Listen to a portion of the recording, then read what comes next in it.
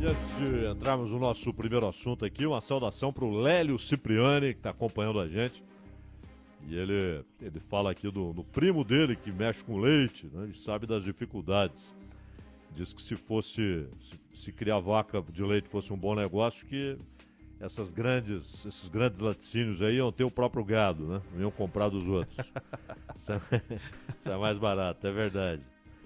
Bom, o Bolsonaro, logo mais às 5 horas, fará o anúncio desse programa Auxílio Brasil. Aí já deve ser uma coisa pormenorizada, né? Ou seja, quanto, a partir de quando, para quem, como é que vai funcionar. E o Ronald acabou de dizer que por causa disso houve até reações, como a Ana também frisou, houve reações no mercado financeiro. É aquele negócio, o mercado financeiro é um negócio complicado, porque muitas vezes aquilo que agrada majoritariamente, nunca há unanimidade nas reações do mercado, nunca há. Inclusive tem gente ganhando muito dinheiro com o dólar subindo e gente perdendo dinheiro, gente que vai ganhar muito dinheiro se o dólar descer.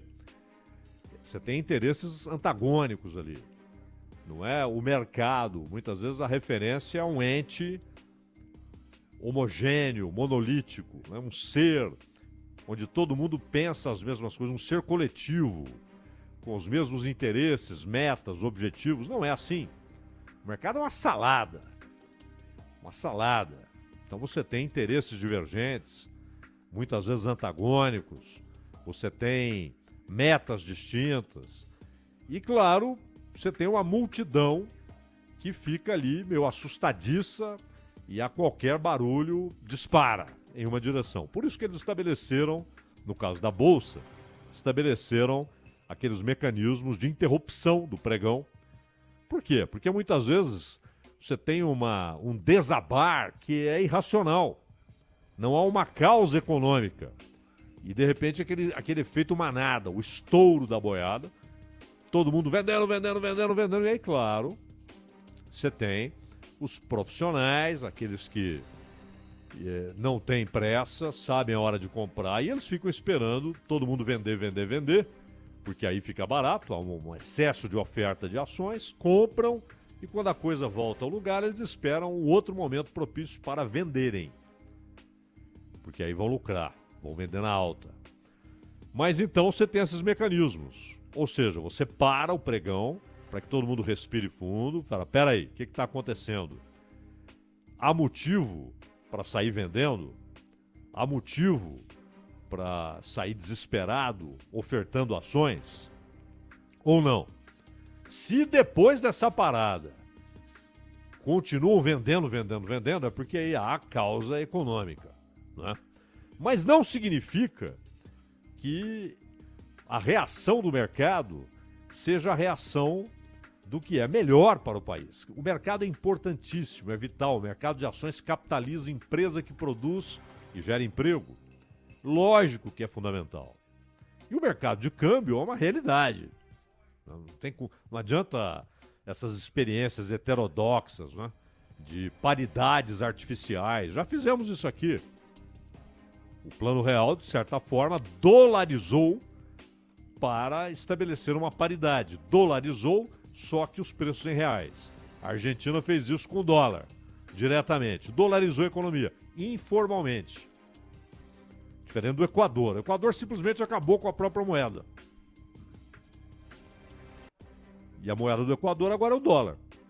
Mesmo o governo do Rafael Correa, que tinha de ser, pelo menos publicamente, contra ter o dólar como moeda nacional, não conseguiu mudar isso. Na verdade, nem tentou, né? Mas fazia de conta que queria. Tá lá o dólar. Na Argentina era informal, você tinha o peso e durante um tempo aquela história de um peso, um dólar. Ninguém levava a sério. Se você saísse com o peso da Argentina e fosse até Porto Alegre, não é preciso até a Alemanha, ou até a China, ou até os Estados Unidos. Fosse até Porto Alegre e falasse, você tem $1? Tem, eu te entrego um peso, vamos trocar o carro? Mas de jeito nenhum. Era artificial.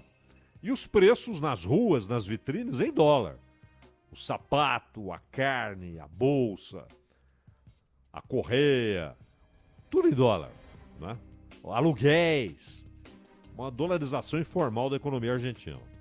Então é claro que o mercado de câmbio é inevitável, você tem de lidar com ele. Não adianta tentar artificialmente, por decreto, estabelecer a cotação do dólar. Aí você vai criar o quê? O mercado paralelo do dólar, lógico. Como houve no Brasil por muito tempo o mercado paralelo. E aí o mercado reage. É claro que isso não quer dizer que a maioria ali é contra auxílio emergencial ou contra um programa assistencial permanente. Não é isso. Não é esse o significado da reação. O significado é: vão gastar um dinheiro que eles não têm. Esse é o significado da tal reação do mercado. Mas também há um pouco de preocupação específica com os seus interesses imediatos. E essa conta fiscal. A situação fiscal é importantíssima, é lógico. Porque se o país não consegue honrar compromissos, e hoje honra, mas se o Brasil chega num ponto em que ele não consegue honrar compromissos com credores, internos ou externos, se a União, de repente, entra num estado de moratória ainda que informal, como a atual que há na Argentina, e que é até meio cruel, porque é uma moratória só com os credores internos, né? A Argentina vive estabelecendo moratória. E não tem crédito. Não tem crédito. Tanto que agora, a Argentina, o Brasil é o maior exportador de carro para a Argentina. Metade do que o Brasil exporta de carro vai para a Argentina. Metade. A Argentina também exporta para o Brasil, inclusive num percentual maior daquilo que ela produz, 80%, mas em volume muito menos, claro. O mercado brasileiro é muito maior, mas ele consome aquilo que é produzido aqui em grande parte. O Brasil exporta e metade do que exporta de automóvel vai para a Argentina. Agora a Argentina falou, parem, proibido importar. Mas como assim? Por quê? Proibido importar. Porque a Argentina não quer perder dólares. Está, inclusive, colocando empecilhos a importações pagas em dólar. Porque é preciso segurar dólar lá dentro, porque não consegue dólar lá fora. Então, é verdade que a situação fiscal é importantíssima. O Brasil tem a maior parte da sua dívida em reais, a Argentina tem dólar, o Brasil em reais. Se o Estado começa a dar sinais de colapso nas suas finanças, e olha que a situação já é crítica, dívida pública altíssima, déficit público gigantesco, um rombo tremendo nas contas, mas se dá sinais de que não consegue honrar compromissos, resgatar títulos, pagar juro, não é nem principal, juro de dívida, vai ser muito pior. Vai ser muito pior. É preciso olhar para a parte fiscal. Então essa reação do mercado não é insensibilidade total. Não é. Porém, é importante olhar para a parte fiscal. Porque se a parte fiscal degringola de vez, a economia real será duramente atingida, até pela participação do Estado na economia brasileira, em torno de 40%. Mas não é só isso. O que o tal mercado, seus componentes, né, heterogêneos, com interesses diversos, inclusive antagônicos e tal, não existe o ente mercado, o ser coletivo. É uma abstração esse papo de mercado. É como imprensa, né? A imprensa, não existe a imprensa. Imprensa é uma abstração. Dentro da imprensa você tem N opiniões sobre o mesmo assunto, conceitos diferentes. Mas claro, você tem uma posição majoritária, e aí você pode criticar a posição majoritária, que aliás anda uma porcaria, digna de críticas. Mas não existe a imprensa como um ente coletivo que pensa a mesma coisa. Se você for agora na redação da Bandeirantes, você vai encontrar sobre o mesmo assunto 30 opiniões diferentes. Então não existe a imprensa. E não existe o mercado. Mas o que a média precisa entender, a média do mercado, é o seguinte: é preciso resgatar os brasileiros. A situação vai muito além de imagens esporádicas de gente desesperada procurando coisa para comer. Aquilo é uma amostra. A situação é muito mais difícil. Essas imagens são esporádicas. Uma situação aqui, outra ali, um caminhão de lixo revirado ali, uma fila para comprar osso acolá, venda de resto de peixe, como vimos lá em Belém. Mas não são situações esporádicas. As imagens são. A situação geral no dia a dia, esses quadros esporádicos que assistimos, que vemos, eles, na verdade, são amostras de uma situação geral crítica. Crítica.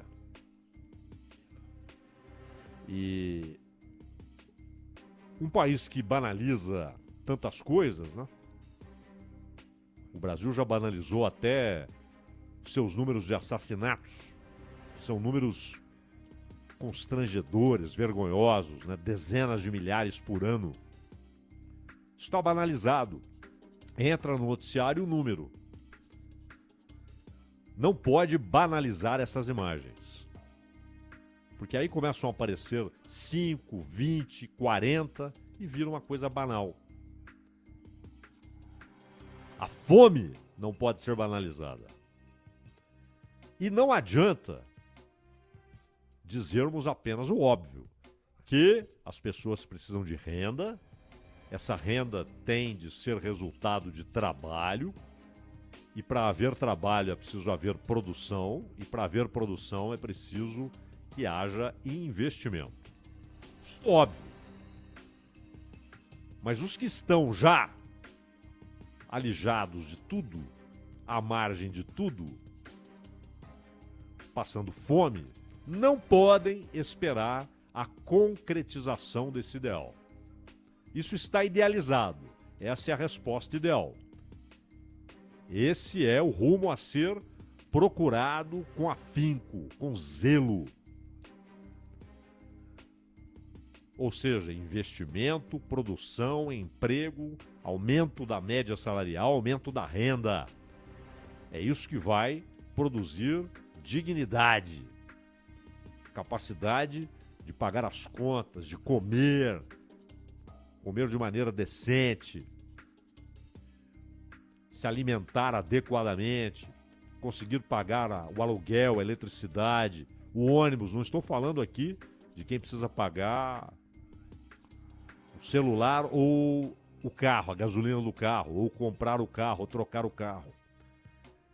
De quem apenas está precisando do básico da decência e da dignidade.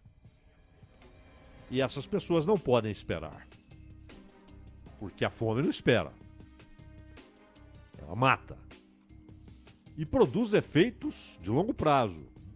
Quando não mata, ela produz subnutrição, ela compromete crescimento de crianças, desenvolvimento físico das crianças. Torna-se um empecilho para a educação, torna-se um problema de saúde pública, joga muita gente na doença, na enfermidade e, portanto, na demanda por serviço público de saúde. Então, o mercado, na sua média, né, faz muito bem se preocupar com a situação fiscal, mas não pode perder de vista o que está acontecendo na sociedade brasileira, inclusive, para que falemos apenas em termos de custos e benefícios, os custos da miséria. Os custos educacionais, os custos na saúde pública e na produtividade, na capacidade de produzir mais durante o mesmo tempo de trabalho, de gerar riqueza, para dizer uma palavra caríssima ao mercado, gerar riqueza, riqueza, riqueza. Diminuir custo, outra palavra vital para o mercado, custo da saúde pública. Melhorar o nível de educação, quantos e quantos dizem a educação é fundamental, sem investimento em educação, pois é, não dá para educar adequadamente quem está morrendo de fome. Então, qual é a emergência? É visível, é notória.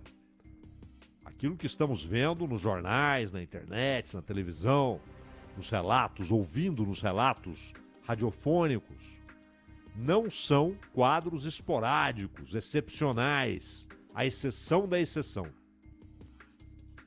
Saiam às ruas. E o que fazer? O Estado tem os programas assistenciais.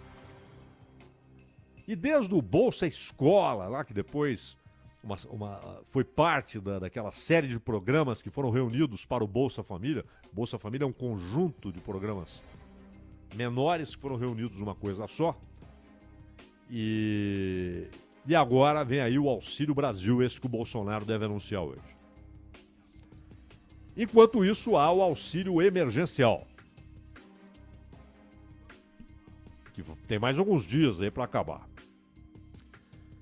Então, faltando 13 dias para o fim do auxílio emergencial, a pressão. E nem sempre a pressão é por compaixão. É até por interesse político. É parlamentar, por exemplo, dizendo para o governo: você precisa fazer alguma coisa. Tem eleição no ano que vem. É ministro dizendo para o Bolsonaro: você tem que fazer alguma coisa. Tem eleição no ano que vem. E aí todo mundo olha para quem? Para o Paulo Guedes. E fala: escuta, você está desde o ano passado prometendo uma fonte de recursos para o Auxílio Brasil, que já foi o que foi anunciado antes, né? Como é que era? Renda Brasil, depois Renda Cidadã, até que optaram aí pelo Auxílio Brasil. Aliás, como disse o Ronald outro dia, resolveram, o nome Renda Cidadã, por exemplo, é melhor, né? Mas resolveram manter a palavra auxílio pelo efeito político da associação com o auxílio emergencial, que fez muita gente conseguir sobreviver quando pagavam lá R$600 e tal. Hoje está entre 150 e 375. 39 milhões de brasileiros recebem hoje o auxílio emergencial. Então tem quem recebe 150, mulheres que sozinhas sustentam a família 375 e a maioria 250. É basicamente isso. Mas são 39 milhões de brasileiros. E Bolsonaro chegou a falar na possibilidade de prorrogar o auxílio emergencial. Mas é que está. Quantas vezes falamos isso aqui? Bolsonaro e Paulo Guedes estudam prolongar o auxílio emergencial. Outro dia o Paulo Guedes falou isso, mas ele fez uma confusão entre auxílio emergencial e o Auxílio Brasil. Mas espera lá. Estão estudando, mas vão estudar até quando? Vai acabar. É claro que sempre há aquele que diz: isso não tem nada a ver, o Estado não tem de ficar sustentando milhões. É aquela história. Em todos os países você tem algum tipo de programa assistencial. Naqueles em que a ideia da social-democracia, você tem um amplo colchão de proteção social. Para que o desempregado não passe fome, para que as pessoas que estão sem renda ou têm uma renda muito pequena não vivam dificuldades vitais, né? Que as coloquem, essas dificuldades, na situação de mais um pouco eu vou morrer porque eu não vou comer. Isso não existe. É claro que essa social-democracia está sendo dilapidada, destruída pelo conceito que rege a União Europeia. A União Europeia foi um mal, um problema. Ela iniciou a destruição. Mas como é lenta, a desconstrução dos grandes programas de social-democracia da Europa Ocidental. Mas os programas estão lá. Você tem vários tipos de programa, com variações de um país para o outro, mas a ideia é simples. O Estado não tem de sustentar as pessoas, mas ele tem de socorrê-las nas emergências provocadas por catástrofes, por crises econômicas, muitas vezes crises provocadas pelos próprios governantes. Então, a ideia de que o Estado deve estar pronto para socorrer.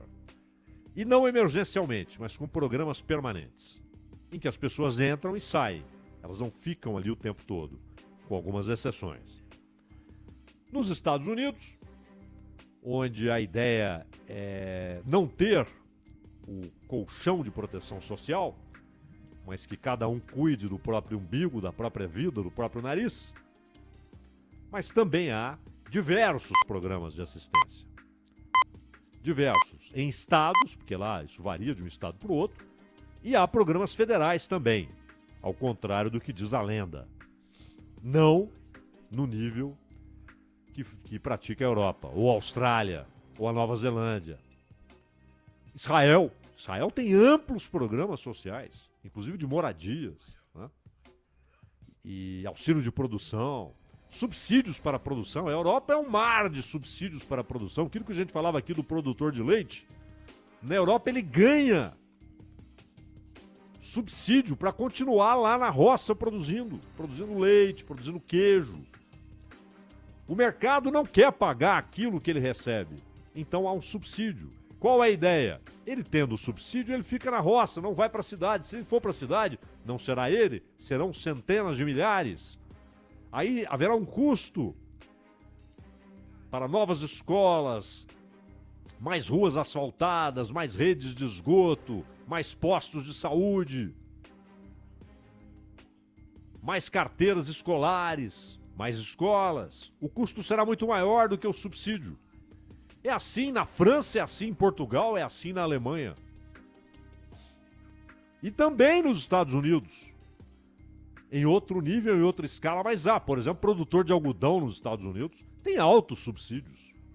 Altíssimos. No Brasil, há o pior dos dois.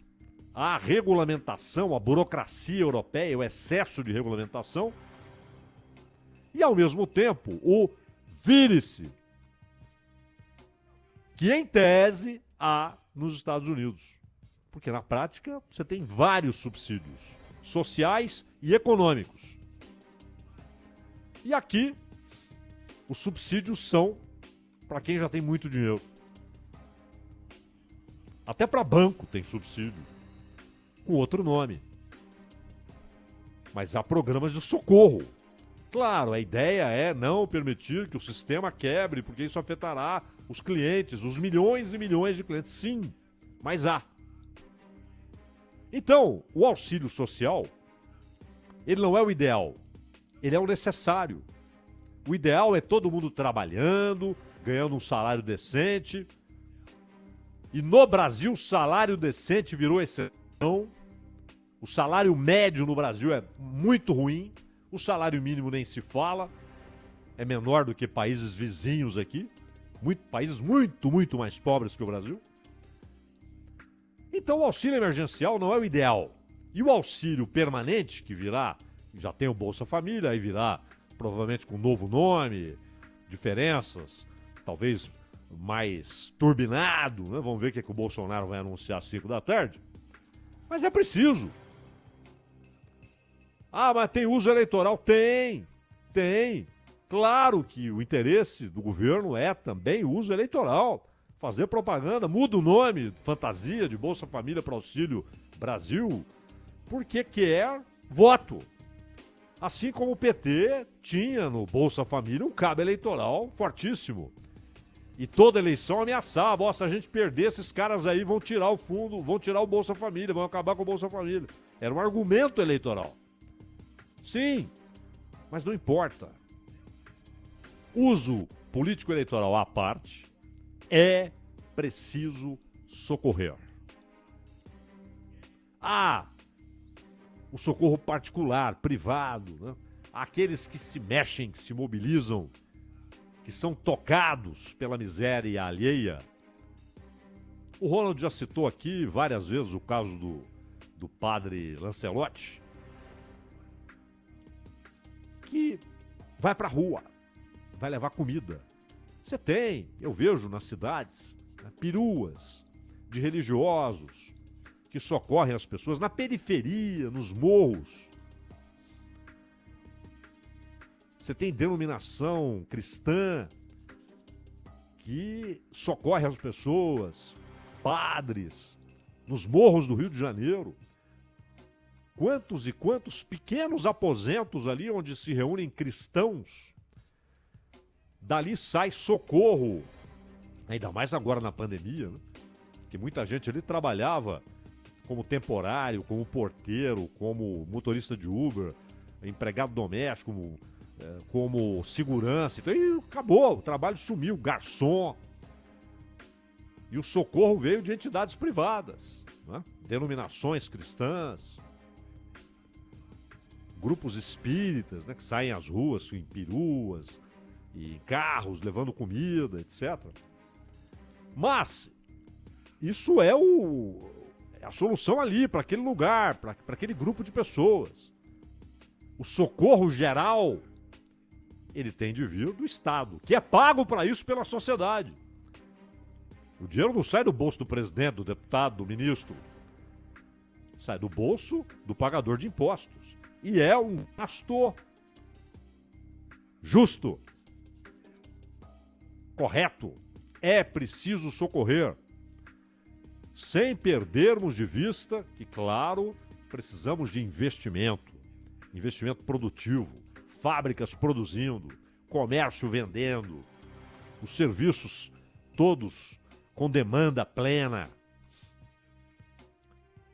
E aí vai haver demanda por mão de obra, por força de trabalho, e aí os salários sobem, as pessoas ganharão mais, consumirão mais, então haverá mais venda no comércio, mais demanda por serviços, o comércio vendendo mais, o serviço vendendo mais, a indústria receberá mais demanda, os fornecedores da indústria também, a cadeia econômica toda é movimentada quando a população tem renda.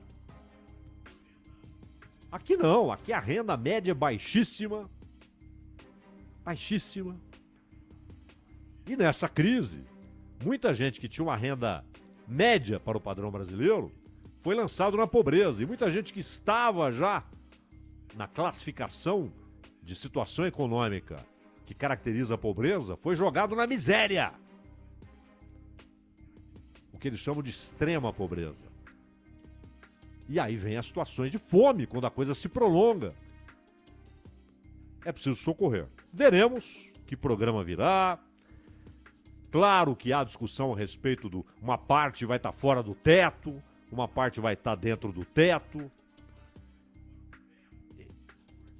E muita gente bate palmas pro teto. Eu acho ele é um problema. Ele é corrigido pela inflação do ano anterior. Isso vai acabar inviabilizando a administração pública. É preciso buscar solução em forma de PEC, porque isso só muda com PEC, porque foi introduzido por intermédio de uma proposta de emenda à Constituição.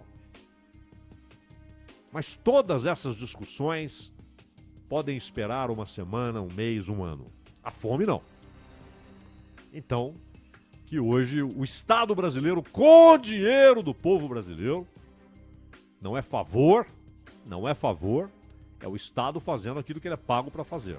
Isso inclui, no Estado moderno, socorrer as pessoas. O Estado já é incompetente na sua função primordial, que é a segurança pública, na educação pública, e aí não é nem por falta de recurso, é por falta de boa gestão, na saúde pública, porque é uma demanda gigantesca, o que tem a ver com renda média baixa. Então, é preciso que, pelo menos, naquilo que é emergencial, que é para hoje, que eles façam algo decente com os recursos da sociedade. Ronald. Bandeirantes acontece, o editorial de abertura você já sabe, mas nunca é demais repetir, fica disponível daqui a pouquinho para você. É o Entendendo a Notícia, lá no site da Rádio Bandeirantes. Entre lá, radiobandeirantes.com.br e conheça todo o nosso conteúdo. Rede Bandeirantes de Rádio.